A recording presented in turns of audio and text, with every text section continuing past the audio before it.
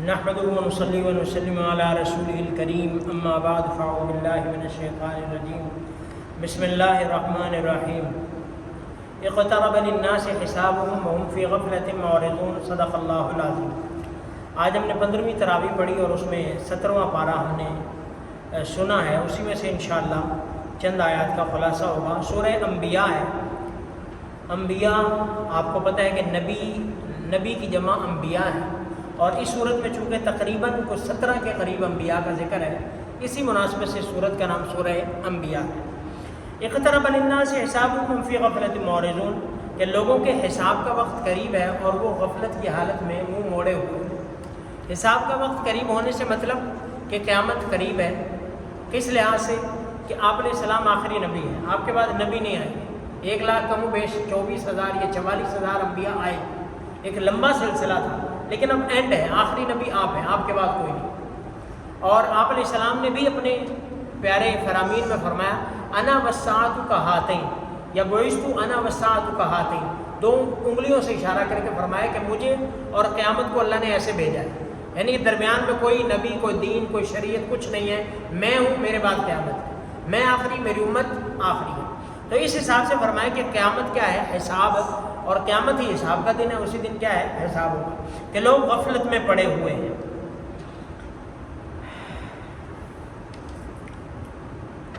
آگے فرمایا لو کان فیہما آلہۃ الا اللہ لفسدتا فسبحان اللہ رب العرش، کہ اللہ کے ایک ہونے کے بہت سارے دلائل ہیں، عقلی بھی نقلی بھی۔ قرآن کریم پورا بھرا ہوا ہے توحید سے، جگہ جگہ اللہ نے اپنی توحید کو الہکم الہ واحد قل هو اللہ احد لا الہ الا هو اللہ لا الہ الا هو الحی القیوم، اور اس طرح مختلف آیات میں اللہ نے اپنی وحدانیت کا ذکر۔ وہیں پہ ایک عقلی سی چیز بھی اللہ نے بیان فرمائی کہ اگر زمین میں بہت سارے الہ ہوتے تو زمین میں بڑا فساد مچ جاتا۔ جس طرح کسی ملک میں اگر 2 بادشاہ ہوں، پہلی بات تو ہوتے نہیں، اگر ہوں تو وہ نظام نہیں چل سکتا، نظام نہیں چل سکتا۔ ہمارے ملک سے حساب لگا لیں، جب یہاں پہ مشترکہ گورنمنٹ بنتی ہے تو پھر سسٹم نہیں چلتا، پھر ہر کوئی اپنے اس میں ہوتا ہے۔ تو اسی طرح جب کسی ملک میں، ریاست میں 2 بادشاہ نہیں چل سکتے تو اتنے بڑے نظام میں بھی 2 خدا نہیں ہو سکتے۔ تو یہ نظام کا چلنا، ٹھیک طریقے سے چلنا، باقاعدہ، اس کا مطلب کیا ہے کہ اس کو چلانے والا کوئی ایک ہے، اور وہ اللہ رب العزت کی ذات ہے۔ تو لو کان فیہما آلہۃ، اس میں بہت سارے الہ ہوتے اللہ کے علاوہ تو فساد پھیلتا۔ فسبحان اللہ رب العرش عما یصفون، بس اللہ پاک ہے، عرش والا ہے، اور اس سے پاک ہے جو وہ بیان کرتے ہیں۔ وَلَقَدْ آتَيْنَا إِبْرَاهِيمَ رُشْدَهُ مِنْ قَبْلُ وَكُنَّا، ابراہیم علیہ السلام کا ذکر ہے۔ ابراہیم علیہ السلام اپنی قوم کے واحد موحد شخص تھے، موحد شخص تھے، باقی سارے بت پرست تھے۔ تو یہاں پہ ایک خاص واقعہ ہے کہ ابراہیم علیہ السلام کی قوم نے کسی اپنے خاص تہوار پہ یا کسی عید پہ یا کسی میلے پہ، اپنے فیسٹیول پہ جانا تھا۔ ابراہیم علیہ السلام کو بھی کہا آپ بھی چلو، نے کہا میں نہیں جاتا۔ تو پیچھے سے انہوں نے سارے ان کے بت گرا دیے، توڑ دیے، اور ان کا برا حشر کر دیا۔ واپسی آئے تو انہوں نے دیکھا برا حال ہے، انہوں نے پوچھا یہ کس نے کیا؟ تو سارے کہنے لگے ہم نے ایک ابراہیم نوجوان ہے ابراہیم، اس کے بارے میں سنا ہے کہ وہ ایسا ہے، یعنی کہ معاہدہ بت اس کو اچھے نہیں لگتے۔ انہوں نے کہا بلاؤ اس کو، سارے کو سامنے لاؤ، سب کے سامنے پیش کرو، پیش کیا جائے۔ اور ان سے پوچھا انت فعلت ھذا بآلہتنا یا ابراہیم، ابراہیم یہ ہمارے خداؤں کے ساتھ تو نے ایسا کیا؟ اب سارا مجمع، ساری دنیا، سارے لوگ تو ابراہیم علیہ السلام نے کیا کہا؟ بل فعلہ کبیرہم ھذا فاسألوہم ان کانوا ینطقون، کہ بڑے نے کیا ہے۔ ابھی ابراہیم علیہ السلام نے حالانکہ کیا تھا، لیکن یہ کہنا یہ انہیں ایک قسم کی شرم دلانے کے لیے کہ تم جو کہتے ہو ہمارے الہ ہیں، معبود ہیں، تو یہ بڑا ہے، اس نے کیا، پوچھ لو اس سے۔ یہ کیا تھا؟ شرم دلانی مقصد تھی کہ یہ کچھ نہیں کر سکتے۔ تو انہوں نے کہا بڑے نے کیا، اس سے پوچھ لو اگر یہ بول سکتے ہیں تو۔ فرجعوا الی انفسہم فقالوا انکم انتم الظالمون، پھر وہ شرمندہ ہوئے آپس میں جو ہے وہ، لیکن انہیں غصہ تو بڑا تھا۔ تو پھر ابراہیم علیہ السلام نے مزید کہا کہ تم اللہ کے علاوہ کی تم عبادت کرتے ہو جو تمہیں فائدہ بھی نہیں دے سکتے، نقصان بھی۔ اف لکم ولما تعبدون من دون اللہ، کہ تمہارے اوپر بھی افسوس ہے اور جن کی تم عبادت کرتے ہو ان پر بھی کیا ہے؟ افسوس ہے۔ پھر خیر انہوں نے مشورہ کیا اور وہ ابراہیم علیہ السلام کے لیے آگ جلائی اور ابراہیم علیہ السلام کو آگ میں ڈالا اور حرقوا وانصروا آلہتکم ان کنتم فاعلین، آگ میں ڈالا تو پھر اللہ نے بھی ابراہیم علیہ السلام کے لیے آگ کو ٹھنڈا کر دیا، نار نمرود کو ٹھنڈا کر دیا۔ قلنا یا نار کونی بردا وسلاما علی ابراہیم، کہ آگ تو ٹھنڈی اور سلامتی والی ہو جا ابراہیم علیہ السلام کے لیے۔ پھر اللہ نے آگ کو ٹھنڈا کر دیا، ہر چیز جل گئی، رسیاں جل گئی، لیکن ابراہیم علیہ السلام کو کچھ بھی نہیں ہوا۔ وَدَاوُودَ وَسُلَيْمَانَ إِذْ يَحْكُمَانِ فِي الْحَرْثِ إِذْ نَفَشَتْ فِيهِ، یہاں پہ ایک مخصوص واقعے کا ذکر ہے، داؤد علیہ السلام اور سلیمان علیہ السلام کا۔ داؤد علیہ السلام والد تھے، سلیمان علیہ السلام بیٹے، دونوں نبی تھے، دونوں حکمران تھے، دونوں کو اللہ نے جب وہ ایک قوت فیصلہ دی تھی، عطا فرمائی تھی۔ ایک کیس ہی آیا تھا داؤد علیہ السلام کے پاس کہ ایک آدمی کے کھیت میں کسی کی بکریاں چلی گئی، بکریاں چلی گئی، انہوں نے کھیت سارا خراب کر دیا۔ وہ کھیت کی مالیت اتنی تھی جتنی بکریوں کی مالیت، جتنی بکریوں کی مالیت تھی۔ تو داؤد علیہ السلام نے فیصلہ یہ کیا کہ نقصان کے بدلے اپنی بکریاں کھیت والوں کو دے دیں، کھیت والوں کو، تاکہ اس کے نقصان کی بھرپائی ہو جائے، اس کا نقصان کی تلافی ہو جائے۔ سلیمان علیہ السلام کو پتہ چلا تو سلیمان علیہ السلام نے یہ کیا کہ تم ایسا کرو کہ بکریاں جو ہے وہ کھیت والوں کو دے دو اور کھیت جو ہے وہ بکری والے کو دے دو۔ بکری جو ہے وہ کھیت جو ہے وہ بکریوں سے، کھیت والا بکریوں سے فائدہ اٹھائے، دودھ وغیرہ پیے یا جو بھی ہے اپنا وہ کرے، اور اتنی دیر میں جو بکریوں والا ہے وہ کھیت کے اندر کھاد ڈالے، جو بھی کرے، دوبارہ جب کھیت تیار ہو جائے گا پھر ہر کوئی اپنی اپنی بکریوں والے کے پاس بکری آ جائے گی، کھیت والے کے پاس کھیت چلا جائے گا۔ کھیت ہے۔ اب اصولی طور پہ تو پہلا فیصلہ بھی ٹھیک تھا، لیکن دوسرے کے بارے میں قرآن نے کیا فرمایا؟ فَفَهَمْنَاهَا سُلَيْمَانَ، کہ ہم نے سلیمان علیہ السلام کو سمجھ عطا فرمائی کہ انہوں نے فیصلہ ٹھیک کیا۔ یعنی کہ اب یہ پہلی صورت میں یہ تھا بکریوں والا بیچارہ محروم ہو جاتا، ختم، اس کی تو بکریاں گئی، لیکن اب کیا ہوا؟ کھیت والے کو اس کا گھاس بھی مل گیا، کھیت بھی مل گیا، اور بکرے والے کو، بکریوں کو اس کی بکریاں بھی مل گئی۔ تو یہ ان کے فیصلے کا تذکرہ تھا۔ آگے ایوب علیہ السلام کا ذکر ہے۔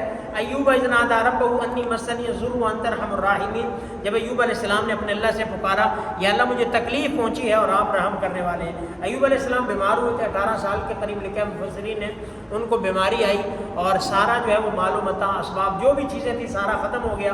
آپ کو پتہ ہے آج کل بھی اگر کسی اچھے خاصے بندے کو بھی خدا نہ خاصہ کو ایسی لانگ ٹرم بیماری آ جائے تو سارا کچھ چلا جاتا ہے۔ کئی بندے ایسے دیکھے ہیں کہ بیماری میں گھر بھی گیا، جائیداد بھی گئی، سارا کچھ چلا گیا۔ کئی دفعہ ایسا ہو جاتا ہے کہ سارا بندہ ختم ہو جاتا ہے، بیماری میں چلا جاتا ہے۔ تو ایوب علیہ السلام کا ویسے اللہ کی طرف سے آزمائش میں سارا کچھ چلا گیا، مال بھی تھا، سارا کچھ تھا، سب ختم ہو گیا، صرف بیوی تھے اور یہ تھے۔ 18 سال تک جو ہے وہ یہ بیماری رہی۔ باقی اس کی کیفیت کیا تھی وہ اللہ کو پتہ ہے۔ بعض لوگ بڑا بیان کرتے ہیں جی کیڑے پڑ گئے تھے اور ایسا، یہ غلط ہے۔ ایسی چیزیں جو ہے وہ ایک نبی کے لیے بیان کرنا مناسب نہیں ہے۔ اللہ رب العزت جو ہے نا نبی کو ظاہری طور پر بھی ایسی چیز عطا، خوبصورتی عطا فرماتے ہیں، باطنی طور پر بھی۔ نبی جس طرح باطنی طور پر معصوم ہوتا ہے، ظاہری طور پر بھی اللہ اسے کوئی ایسی چیز، ایسی بیماری نہیں دیتے جسے لوگ گھن کریں، ایسا نہیں دیتے۔ تو یہ اس طرح کی بیماری بیان کرنا ٹھیک نہیں ہے کہ معاذ اللہ کیڑے پڑ گئے تھے، فلاں ہو گیا تھا، یہ ہو گیا، یہ چیزیں نہیں۔ بیمار ہو گئے تھے، اللہ کو پتہ ہے، کوئی لانگ ٹرم بیماری ہو۔ اب جس طرح خدا نہ خاصہ کسی کو کینسر ہو جاتا ہے تو بڑی لمبی بیماری، بڑی خطرناک بیماری، موذی بیماری ہے، لیکن یہ تو نہیں اس کا مطلب کہ کیڑے پڑ گئے یا اور بیماریاں ہیں۔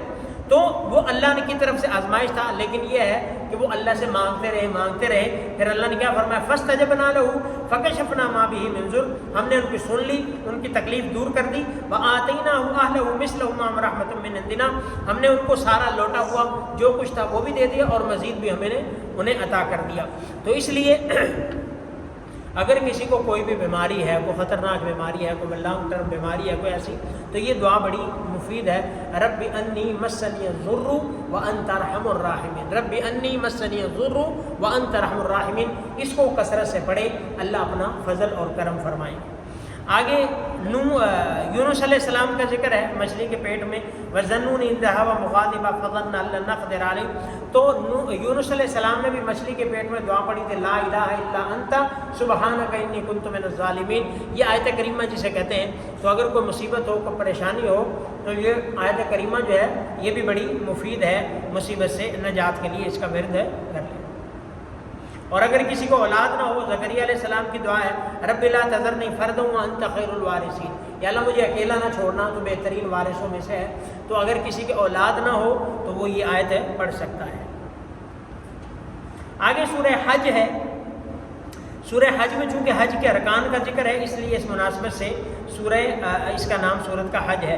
شروع میں اس میں قیامت کا ذکر ہے، ان زلزلۃ الساعۃ شیء عظیم، کہ قیامت کا جھٹکا بہت بڑی چیز ہے، جس دن دودھ پلانے والی اپنے دودھ پلانے والے کو بھول جائے گی اور ہر حمل والی اپنا حمل گرا دے گی۔ لوگوں کو آپ دیکھو گے ایسا لگے گا جیسے وہ نشے کی حالت میں، عجیب سی کیفیت ہوگی، وما ہم بسکارا، حالانکہ وہ نشے میں نہیں ہوں گے لیکن ایک عجیب سا خوف طاری ہوگا۔ یہ قیامت کا تذکرہ ہے۔ پھر انسان کی تخلیق کا ذکر ہے کہ کیسے ہم نے انسان کو نطفے سے پانی سے لوتھڑا اور پھر انسان بنایا اور پھر ہم اس کو موت دے دیں گے۔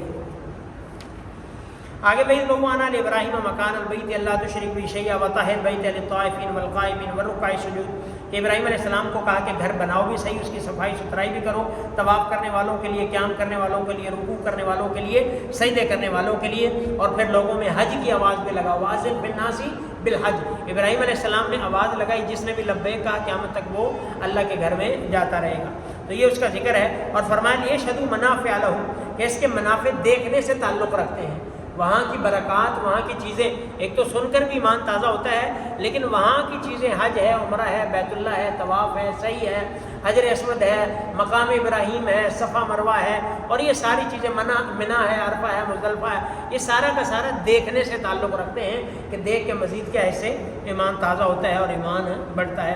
آگے قربانی کا تذکرہ ہے، لن ینال اللہ لحومها ولا دماؤها ولکن ینال، کہ قربانیاں اصل نہیں، کسی بھی چیز میں اصل اخلاص ہے، پیسوں میں پیسہ اصل نہیں، قربانی میں قربانی اصل نہیں، یا اور اصل چیز کیا ہے؟